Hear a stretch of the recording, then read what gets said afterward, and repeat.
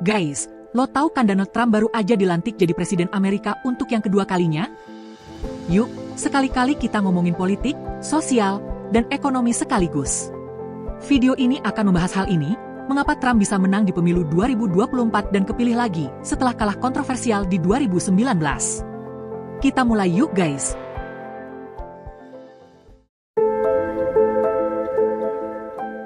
Yang pertama, kunci kesuksesan Trump adalah mereka yang sering disebut Trump loyalis, yang percaya kalau Trump bisa jadi penyelamat dari politik yang cuma buat kepentingan elit aja. Para pendukungnya ini ngerasa kalau para elit di Washington nggak peduli sama mereka. Misalnya, kebijakan yang malah membuat pekerjaan jadi makin langka karena outsourcing dan global free market. Dengan gaya populis, Trump membuat narasi kalau dia paham dan dia peduli. Sebagian besar pendukungnya adalah dari kalangan white working class voters, yang merasa budaya dan nilai-nilai tradisional mereka terancam oleh perubahan sosial dan demografis yang terjadi, kayak soal imigrasi atau norma-norma sosial yang berubah. Trump datang pakai retorika nasionalisme, kebijakan imigrasi yang tegas, dan kebijakan ekonomi proteksionis yang pas banget sama yang mereka rasakan. Loyalitas pendukung ini dibangun dengan memanfaatkan apa yang disebut culture war. Isu kayak hak-hak LGBT, identitas rasial dan agama, semuanya dijadiin bahan buat dapetin dukungan dari pemilih konservatif. Buat mereka, Trump itu benteng terakhir yang bisa melindungi American traditional values yang digeser sama liberalisme modern. Dan Trump makin disukai lewat cara dia ngomong yang simple dan direct, yang gak pakai bahasa politik yang ribet. Meskipun kadang provokatif, gaya Trump yang kayak gini yang bikin dia kelihatan terkesan apa adanya dan gampang dimengerti, lebih relates jika dibandingin politisi kebanyakan. Make America Great Again, atau MAGA, yang jadi ciri khasnya dipandang sebagai semacam simbol kebangkitan Amerika. Ditambah lagi, background dirinya yang pebisnis sukses, bikin dia di mata pendukungnya lebih kompeten kalau dibanding politisi karir lain, yang udah terjebak dalam sistem, yang mereka anggap sudah rusak.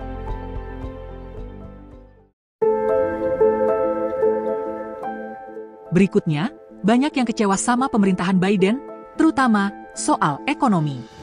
Di masa Biden, pemulihan ekonomi pasca pandemi nggak berjalan cepat. Meski ada stimulus yang dikeluarkan, tapi inflasi barang pokok dan energi tetap tinggi. Biden malah terlalu fokus ke isu sosial dan perubahan iklim daripada masalah ekonomi di depan mata. Krisis energi yang dipicu perang Rusia-Ukraina, ditambah lagi kebijakan Biden yang mendukung energi hijau dan membatasi produksi energi domestik, berdampak langsung ke kehidupan sehari-hari, apalagi buat keluarga menengah bawah. Ini masih diperparah sama kebijakan pembatasan sosial yang terlalu ketat, yang malah merugikan banyak sektor bisnis, terutama usaha kecil. Dan ini bikin frustrasi. Belum lagi masalah kebijakan imigrasi yang lebih terbuka. Ini dirasa nggak cukup tegas mengatasi arus masuk imigran gelap terutama di perbatasan AS-Meksiko. Hal ini jadi isu besar bagi mereka yang sudah kesulitan dalam pekerjaan dan sistem kesejahteraan sosial. Kejahatan juga meningkat karena kebijakan Biden yang lebih progresif dalam hal reformasi peradilan pidana. Selain itu, kebijakan Biden tentang diversity, equity, dan inclusion, DEI, dianggap sebagai ancaman terhadap identitas nasional. Banyak yang ngerasa kalau Biden lebih memperhatikan kelompok minoritas, sementara nilai-nilai mayoritas malah terabaikan. Biden juga dikritik keras soal penarikan pasukan dari Afghanistan yang dianggap kacau, memalukan, dan merusak reputasi Amerika di mata dunia. Nggak ketinggalan, perpecahan di dalam Partai Demokrat. Ketegangan antara sayap progresif yang pengen perubahan drastis dan sayap moderat yang lebih hati-hati, membuat situasi politik jadi nggak stabil. Di sini Trump datang dengan retorikanya, Amerika yang utama.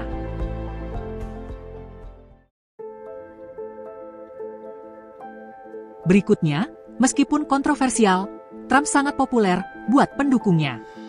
Kebijakan yang dia usung, nasionalisme, proteksionisme, dan ketegasan, benar-benar mengena di hati banyak warga Amerika. Amerika yang utama adalah kebijakan yang mengutamakan ekonomi dalam negeri, di mana satu langkah besarnya adalah tarif impor yang tinggi untuk barang-barang dari Cina dan negara lainnya.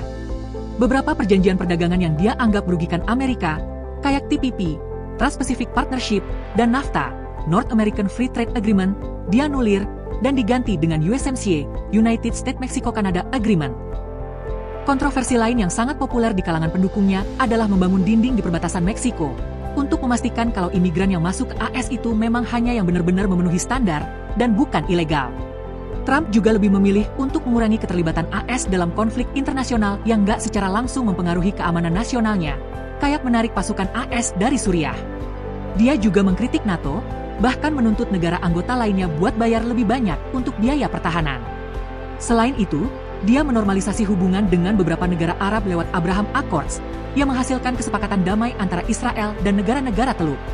Masih kontroversial adalah soal pengurangan pajak yang diusung Trump lewat Tax Cuts and Jobs Act tahun 2017.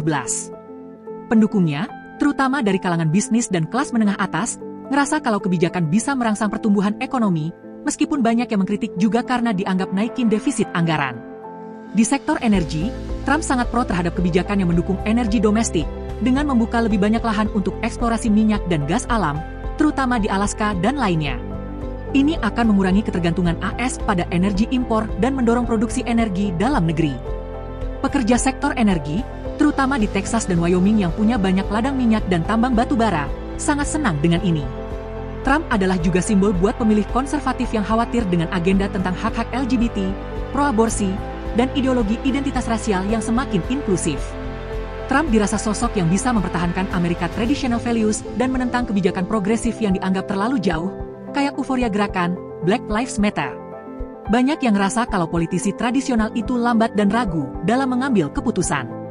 Tapi, Trump selalu terlihat siap membuat keputusan besar dengan cepat, dan nggak terjebak dalam birokrasi yang ribet. Jadi, meski terkesan kontroversial, banyak juga kebijakan Trump yang tepat sasaran.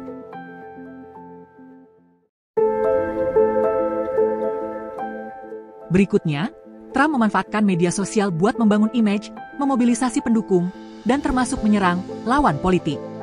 Trump berhasil banget menjaga relevansinya. Trump berkomunikasi langsung dengan publik tanpa filter. Biasanya, dia pakai Twitter untuk nyampein pesan-pesan politik, mobilisasi dukungan, dan serang lawan politik.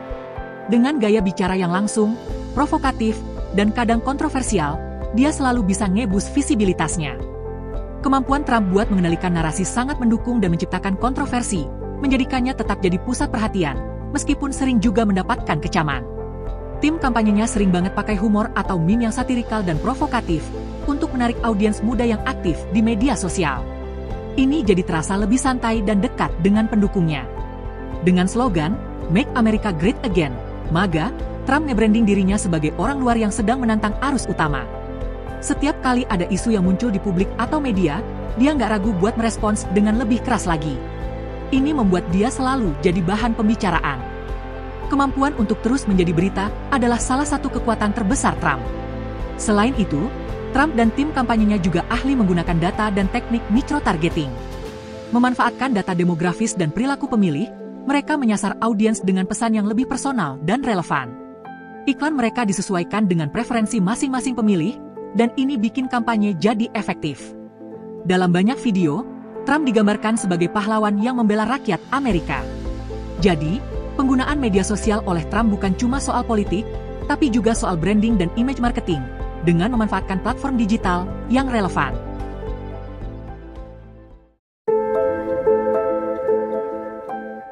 Politik di Amerika sekarang tuh makin terpolarisasi.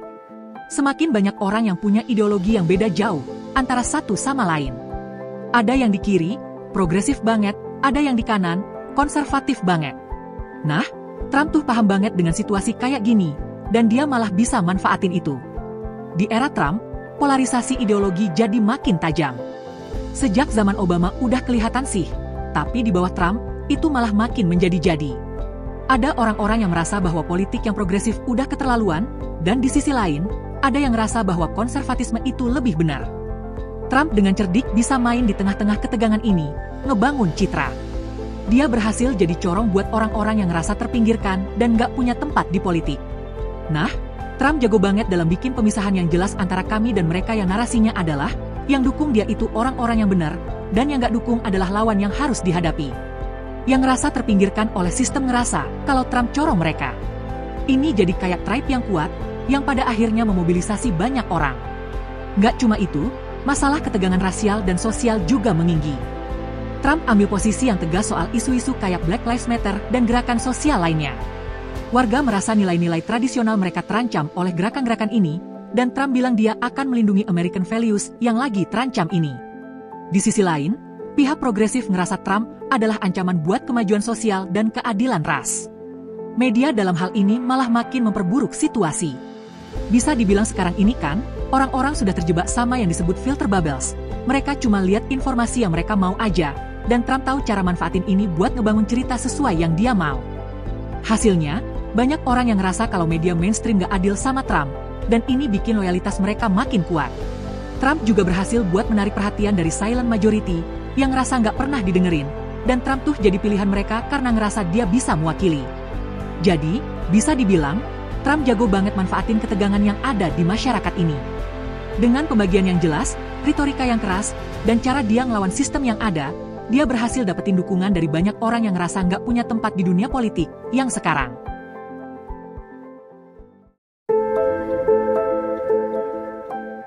Trump dapat dukungan kuat dari basis konservatif, terutama Kristen evangelis dan sosial konservatif di Amerika, karena nilai-nilai tradisional yang mereka pegang. Misalnya, soal aborsi, Trump jelas banget kalau pro kehidupan dan anti-aborsi. Puncaknya saat dia mengangkat 3 hakim agung konservatif, ini benar-benar memenangkan dukungan mereka, karena akhirnya Roe v. Wade, putusan yang melegalkan aborsi, akhirnya dibatalin. Trump juga banyak ngomong soal kebebasan beragama, di mana dia ngerasa kalau ada upaya-upaya kalangan progresif yang mau mengurangi ruang keagamaan dalam kehidupan publik. Jadilah dia seperti pembela kebebasan beragama, dan ngebuka jalan bagi organisasi keagamaan beroperasi lebih bebas. Nggak cuma itu, Trump juga mengkampanyekan tentang nilai-nilai keluarga tradisional, kalau itu adalah dasar dari masyarakat yang stabil. Jadi, gaya kepemimpinannya yang tegas, kadang keras kepala, dan penuh dengan patriotisme itu buat banyak orang konservatif jadi semacam harapan, karena dia ngelawan apa yang mereka anggap ancaman terhadap tradisi. Selain itu, Trump gak pernah ragu buat menunjukkan sikap keras terhadap ancaman dari Islam radikal dan terorisme internasional, di mana pemerintahan Biden dianggap terlalu santai soal ini. Muslim ban, yang meskipun kontroversial, tetap dapat dukungan dari banyak orang yang merasa itu langkah tepat untuk melindungi keamanan negara. Lalu ada lagi soal hak kepemilikan senjata, yang jadi isu penting kalangan pemilih konservatif, terutama yang tinggal di daerah pedesaan. Bagi mereka, ini adalah bagian dari kebebasan pribadi yang harus dilindungi. Dan, yang tak kalah populer adalah soal imigrasi. Trump jago kalau ngomongin soal imigrasi ilegal, yang udah mulai jadi ancaman besar buat negara, karena merusak tatanan sosial dan ekonomi yang sudah ada. Jadi lo tahu kan sekarang kenapa kelompok konservatif ini ngedukung Donald Trump?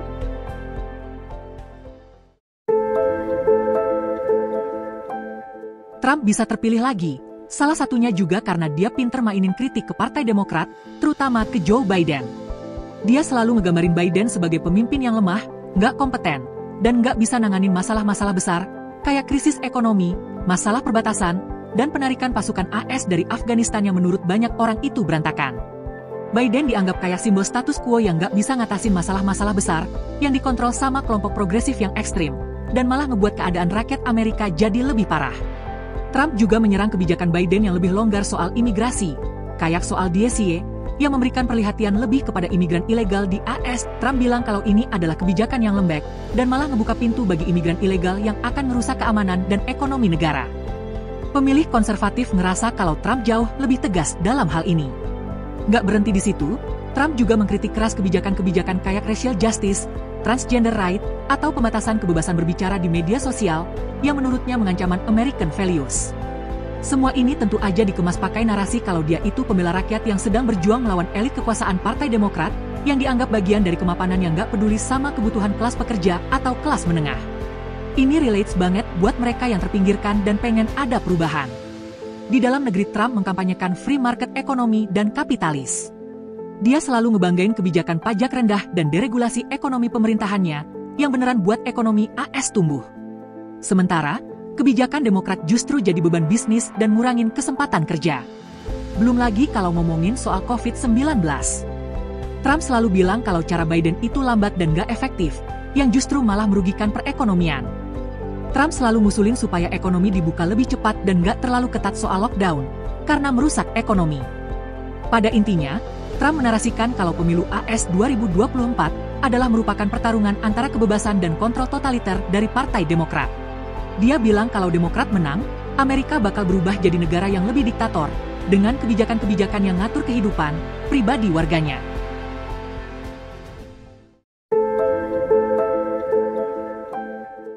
Kunci kesuksesan Trump berikutnya adalah media sosial dan digital. Trump sangat mahir mainkan ini. Dia pakai Twitter sama Facebook buat komunikasi langsung sama pendukungnya. Praktis kan?